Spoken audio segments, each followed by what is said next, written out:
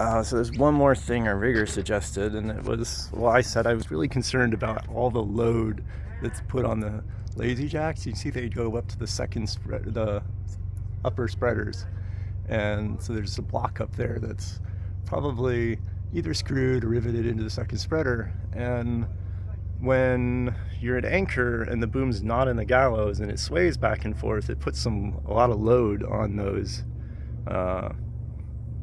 support points up there. And he says, certainly you won't break the spreaders, you'll break the attachments for those blocks before you break the spreaders, but still, if you just put this in a triangle, we have this strong rod kicker, and so the boom's held really tight now with just a Dyneema loop that we had and a soft shackle we had, so stuff we already had. And so there's, these are now just supporting the weight of the bag. Like, you can see how I can just kind of take my pinky finger and really move that. So I'm really happy with that. We actually had a mistake one time. I think it's this side. Yeah, so on the other side, this is just a grommet that this goes through that holds our bag from sagging down, so that we can kind of use it underway when we reef. We can get the sail to go back into it and have the lazy jacks put up by the mast. It's a lot cleaner, makes reefing easier. You can see we have 3 reefs.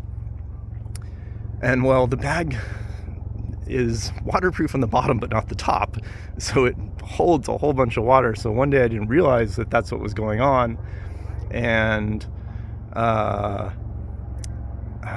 don't remember what exactly I was doing, but I ended up putting a huge amount of load. Oh yeah, I took the lazy jacks down, and that transferred all the load to this point here aft and the one forward, and just ripped the one aft through. So Tanya sewed a new solution there. But on the other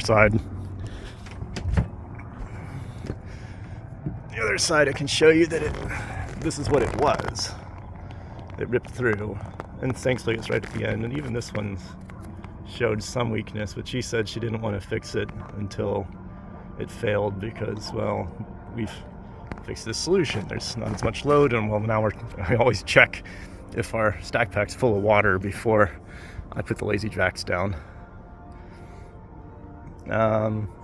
We definitely use our gallows still. You can see we're not using right now because the connecting cloth doesn't let the boom come down without creating a potential wear spot, and or pressure point at least.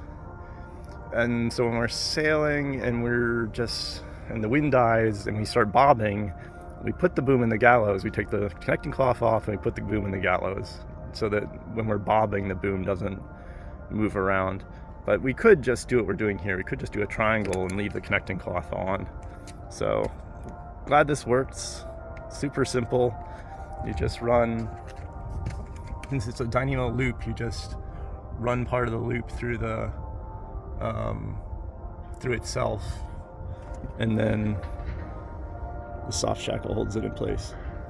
And that was the same idea of what I did up here.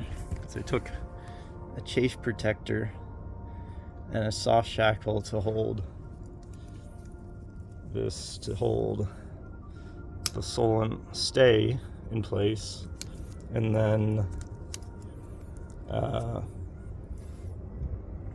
this is the Solent halyard, the red one, and then this is the starboard spinnaker halyard, and that one goes through a chafe protector, so that well, it's mostly just to quiet things down, but I'd also just felt maybe it could create chafe there.